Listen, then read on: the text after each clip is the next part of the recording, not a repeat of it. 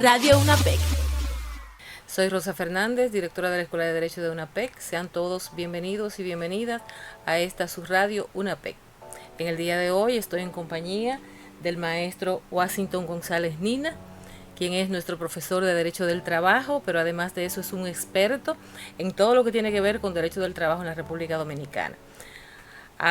Dentro de su experiencia laboral tenemos que ha sido viceministro de Trabajo, fue Ministerio Público de Asuntos Laborales, fue viceministro de Industria y Comercio, tienes varias producciones bibliográficas también en materia de derecho del trabajo, y es presidente de la Conferencia Regional de Migración en el año 2011. De igual manera es profesor de Derecho del Trabajo aquí en nuestra Universidad APEC, como lo es en varias universidades del país, nacionales e internacionales, y es uno de los expertos que tenemos en nuestro país en esta materia. Así que bienvenido sea usted, estimado maestro.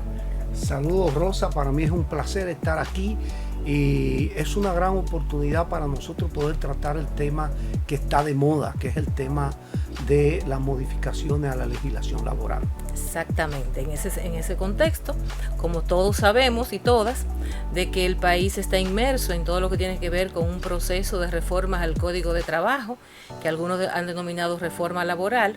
Entonces, para ubicar a nuestros estudiantes, para orientar a la comunidad académica y al país en sentido general, contamos con sus conocimientos y hemos querido darle como una mirada, una visión social, jurídica, académica a lo que es ese proceso de reforma al Código de Trabajo que cursa hoy mismo y que justamente está en proceso de discusión. Adelante, profe, ¿cuál es sus observaciones en todo lo que tiene que ver con esta propuesta de reforma al Código de Trabajo, que como todos sabemos es un Código de Trabajo que data del año 1992, pero que anteriormente a este teníamos el Código Trujillo de Trabajo, y si bien es cierto, el actual Código de Trabajo 16-92 es buenísimo, pero llega el tiempo que hay que cambiar. Las sociedades cambian, el tiempo cambia, y ya el día de hoy tenemos trabajo remoto, tenemos todo lo que ha avanzado en nuestro país, pero sin embargo la ley sigue igual. ¿Cuál es su mirada, profe, en ese contexto? Ante todo, yo quisiera aclarar que estoy absolutamente de acuerdo con la modificación al mercado, a la legislación del mercado de trabajo, más allá del propio Código de Trabajo. Y como tú muy bien lo expresas, Rosa, nosotros hemos tenido dos grandes acontecimientos en materia jurídica laboral. Fue la del 1951, que agrupó todas las leyes dispersas que habían antes de ese año, y la del 1992, que con una presión que teníamos de los organismos internacionales para proteger todo lo que tenía que ver con la libertad sindical, bueno, se hizo un nuevo Código de Trabajo que es el que está vigente. Si te das cuenta, pasaron 30 y 42 años para la modificación.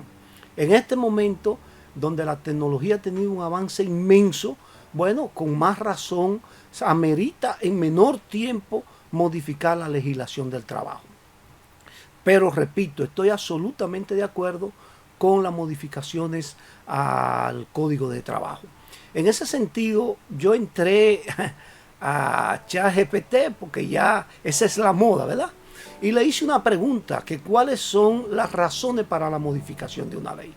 E inmediatamente me contestó diciéndome, bueno, cuando una ley es ambigua, hay falta de base legal, hay oscuridad, se ve una necesidad del cambio. Y yo quise agregarle otras cosas. Y es el sentido de que cuando hay un mercado de trabajo con ciertas distorsiones, entonces se amerita de la modificación de la legislación. E identifiqué tres distorsiones fundamentales. La primera fue todo lo que tiene que ver con esas empresas informales que hay, esa economía informal creciente que hay. Más de un 55% de estas empresas laboran en la informalidad. Así es. ¿Y cuáles son, en qué perjudica que estas empresas no tengan un incentivo hacia la formalidad? En cuanto a los trabajadores, hay una desprotección social muy altas. Por ejemplo, estos trabajadores no tienen seguridad social. Estos trabajadores no tienen una formación para ese mercado que hay exigente en esta época. Pero asimismo ocurre con los empleadores. No puede haber productividad cuando hay informalidad. Son trabajadores que no tienen grandes formaciones y los empleadores tampoco pueden tener acceso al crédito, que ese es un tema importante. Y recoge la propuesta de reforma esa parte de ese 55% del mercado informal, de las empresas que están informales, lo recoge algunas medidas. Ahí es que yo creo que deben de fortalecer más ese proyecto de ley que acaba de depositar el Poder Ejecutivo a través del Ministerio de Trabajo. El propio ministro fue al Congreso a hacer el depósito. Yo pienso que deben de haber incentivos legales a ese tipo de empresas, esa micro, pequeña y la pequeña y la mediana empresa, para que puedan acceder a la formalidad. Si no hay esos incentivos, no pueden entrar en la formalidad. Por ejemplo, el tema de la seguridad social. Esa micro, pequeña empresa no pueden pagar lo mismo que paga una gran empresa. Debe de haber un incentivo y en la normativa debe de reflejarse, que no se refleja.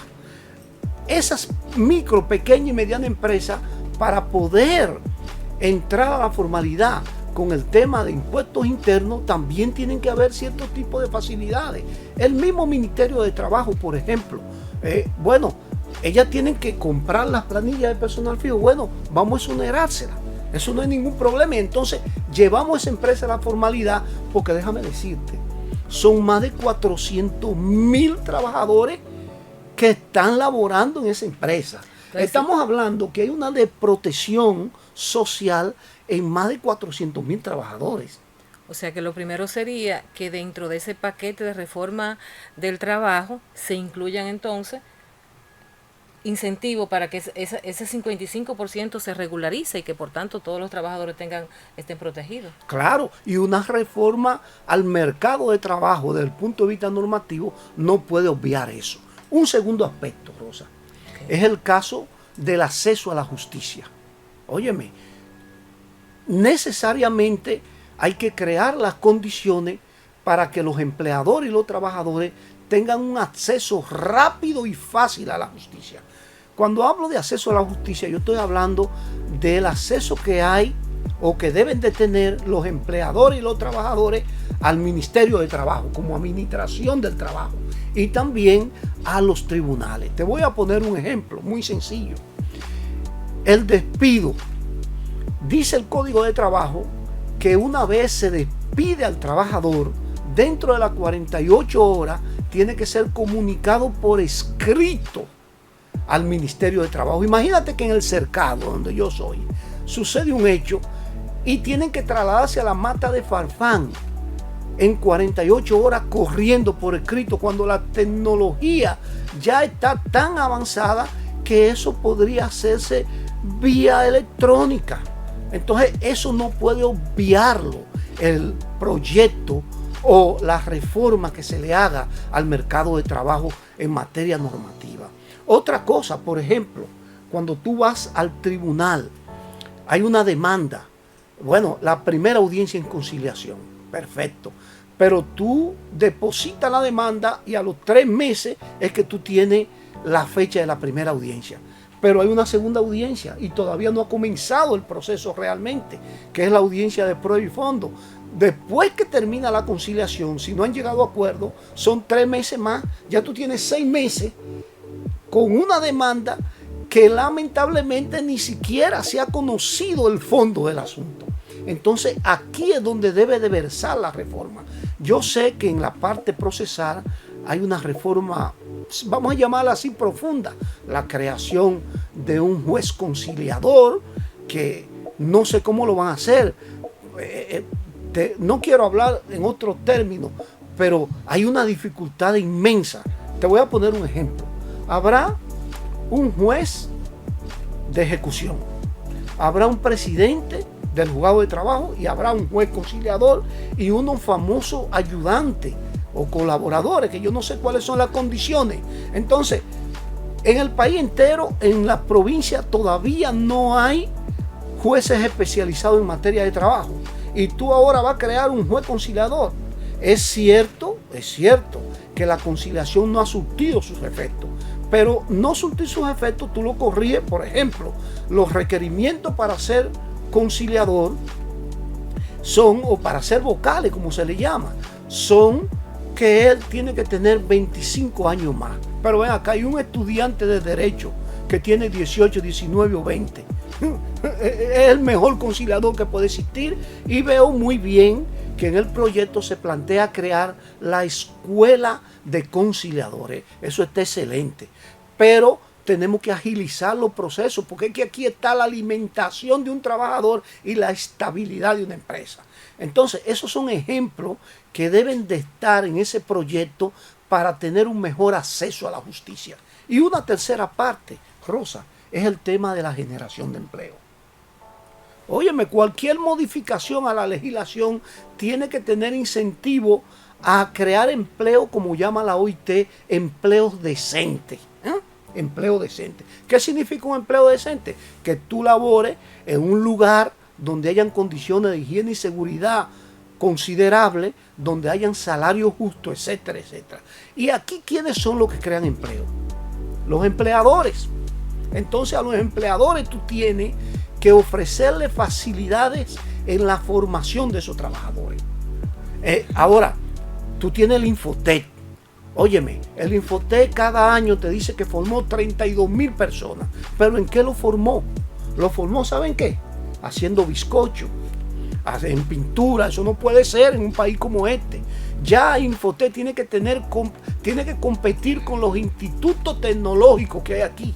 Y el Infotec tiene que dedicarse a formar trabajadores para el empleo y durante el empleo, pero en mecatrónica, en robótica. No es posible que nosotros estemos ahora mismo utilizando el Infotec para formar a los policías que están dentro de la reforma de la Policía Nacional. Eso es increíble. Y una estructura que tiene el Infotec, que el director del Infotec es una persona muy preparada ahora, pero que tiene una gran estructura a nivel nacional, tiene que utilizarse para formar trabajadores del futuro, no para eso. Entonces, hay que dar incentivo a los empleadores para esa formación. Hay que preguntarle a ellos, óigame, ¿cuál es la formación que usted quiere? Y hay que modificar la ley que crea el Infotec del 1980, hay que modificarla. No es posible que los oficios sujetos de ocupación, que es una resolución que emite el Consejo del Infotec firmada por el ministro de Trabajo, tenga oficio de hace años. No es posible ya en esta época. Entonces yo considero que la reforma a la normativa laboral tiene que versar necesariamente en esos tres aspectos fundamentales. Primero, en esa distorsión que hay en el mercado de trabajo sobre esas empresas informales que hay, que tenemos una informalidad de más del 55%, y hay que crear normativas que ayuden a que esas empresas sean formales, porque vamos a tener mayor productividad. Segundo, el acceso a la justicia, que lamentablemente en estos momentos no existe. Y tercero, en la creación de empleos decentes. A mí me parece que con un toquecito que le dé el Congreso a ellos, podríamos tener una buena legislación. Es decir, profe, que dentro de la reforma que está ahora mismo en el Congreso no se toma en consideración esos aspectos. No, o sea, no se ha tomado en consideración nada para incentivar a ese 55% de micro, pequeñas y medianas empresas que son inexistentes porque no están regularizadas. Y al no estar regularizadas, los trabajadores no tienen seguridad social. Al no tener seguridad social, esos son trabajadores entonces que no tienen seguro familiar de salud, que tampoco tienen planes de pensiones y que tampoco tienen nada que tenga que ver con accidentes de trabajo. Entonces, todo eso es un cúmulo de situaciones que va al sector salud de manera principal, y hasta cierto punto podemos decir que se trata hasta ni siquiera el salario mínimo estarían obligados a cumplir porque no están regularizadas. Claro, y además, ¿qué ocasionó eso? Una baja productividad. Yo me asombré el otro día cuando decían que en nuestro país en cierta medida era uno de los países que tenía una productividad más alta. Yo no sé de dónde lo sacan, porque no hay posibilidad de eso. Cuando tenemos, primero, tenemos que mejorar bastante en la educación inicial. Y segundo, no tenemos sistema de formación para el trabajo suficientemente. Yo lo que creo que somos unos dichosos, ¿no me entiendes? Que hemos crecido tanto bajo esas condiciones. Entonces, sí, eso es lo que yo considero. Se habla de trabajo, pero no trabajo decente, no trabajo de calidad. O sea, más de lo mismo. Y de hecho, existe una ley de incentivo a las micro, pequeñas y medianas empresas. Existe un viceministerio. Entonces, la reforma de trabajo tiene que tomar en consideración algunos aspectos de esta patita también que están por ahí sueltas. Independientemente de lo que sea una política pública sobre el fortalecimiento de la micro, pequeña y mediana empresa, que eso es una parte puramente administrativa del Estado. Independientemente de eso, tiene que ir acompañado de una normativa. Si no está acompañado de una normativa, no va a funcionar. Óyeme, Rosa, esos son los 3 aspectos fundamentales para tener razón de ser la modificación al Código de Trabajo o a la normativa del mercado de trabajo. No, y más allá, el segundo aspecto es crucial, porque actualmente tenemos juzgados de trabajo que deben estar diseminados por todo el territorio nacional, pero la legislación actual tiene 32 años, casi 33, pero tú lo acabas de decir, todavía hay provincias que no existe una jurisdicción laboral, que sencillamente hacen las veces de jueces laborales, los jueces civiles. Te voy a poner un ejemplo. Civiles. Yo fui a un pueblo, me voy a reservar el nombre, y era un día de semana y fui al tribunal y no hay juzgado de trabajo de la primera instancia y funcionó todo sin vocales. Y la constitución del tribunal o los vocales tienen que participar. Óyeme, todo funcionó sin vocales. Y a mí me sorprendió y digo, pero todavía existe eso. Pues, eso es ahora, porque yo tenía muchos años que no ejercía, tengo 4 años ejerciendo no, pues y ahora me ha tocado en estos 4 años, ya tú sabes. Pero hay muchísimos jueces buenísimos, principalmente en la provincia de Santo Domingo, en materia laboral, en Santiago, aquí en la capital, pero que ellos también están atados a un proceso lento. Sí, porque es que tenemos, tiene un juicio que es un juicio de conciliación, que era lo que hacía el Ministerio de Trabajo anteriormente, entonces lo trasladamos, se judicializó y los 2 vocales que están aquí, un representante de los empleadores y un representante de los trabajadores, pero la experiencia es que sencillamente lo único que hace es que contribuye a que el proceso sea más largo. Porque tú tienes muchas veces hasta 3 audiencias para conciliación y después entonces se te fija una audiencia para conocer prueba y fondo. Y te voy a decir algo. Estuve leyendo el proyecto y en la parte del juez conciliador hay un aspecto que me parece que va a retrasar más el proceso. Cuando tú te vas a conciliación, por ejemplo, y no hubo conciliación, el juez inmediatamente fija audiencia para la audiencia de prueba y fondo. Ahora no.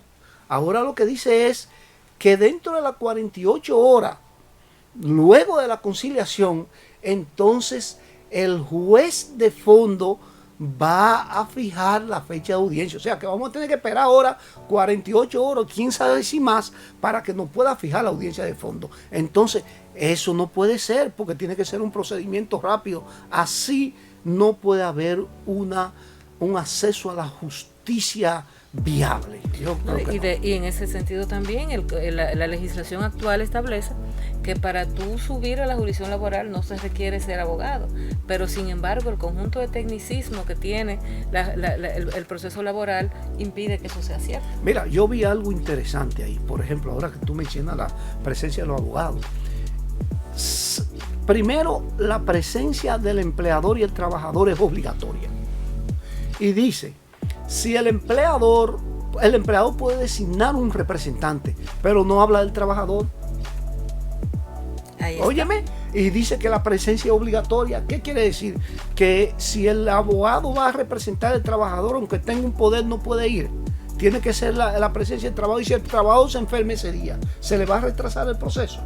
Entonces yo creo que tienen que ver eso. Eso de que un juez conciliador, eso es muy bueno, muy bonito, pero tienen que aterrizar. Si no aterrizan, los procedimientos van a ser igual. Óyeme, yo tengo en un pueblo determinado, comencé como 6 o 7 meses de haber salido de la administración pública y comencé con el proceso y todavía no hay un fallo del juzgado de trabajo.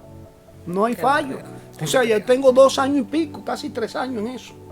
Entonces yo pienso que esa reforma hay que darle un toquecito en la parte del acceso a la justicia, en la parte de las empresas informales y en la parte de la generación de empleo.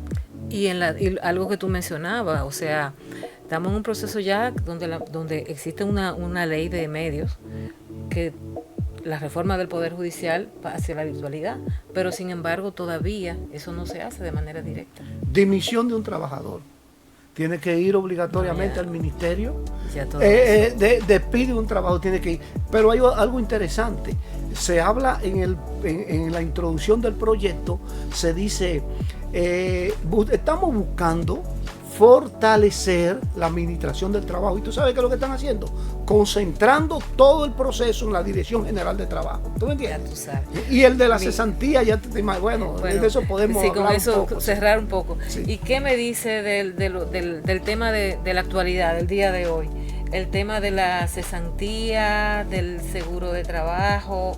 ¿Cuál es tu opinión al respecto? Ya para ir concluyendo. Mira, el auxilio, ¿qué es el auxilio de cesantía? Porque yo he escuchado a muchas personas hablando sobre auxilio de cesantía, pero no explican. El auxilio de cesantía es una indemnización que recibe el trabajador, dinero, indemnización es dinero, tomando en consideración el tiempo que tiene en la empresa, si ocurre uno de estos 3 hechos. Si el despido es injustificado, si la dimisión es justificada y si hay un desahucio por parte del empleador. Eso quiere decir que si el despido es justificado, no hay prestaciones. Si la dimisión es injustificada, no hay prestaciones. En consecuencia, es un derecho eventual, no es un derecho que lo tienen los trabajadores adquiridos. Sin embargo, llevamos más de 60 años, más de 50 años con el auxilio de cesantía.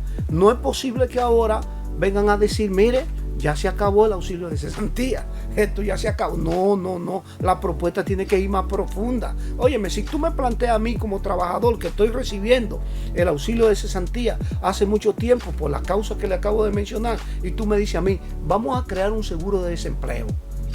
Bueno, que está previsto yo tengo una sustitución. Que está previsto en la ley 187.0 de claro, Seguridad Social de hace 20 años. Sí, que fue un error que se cometió porque se sometió a un acuerdo entre empleadores y trabajadores que nunca se llegó.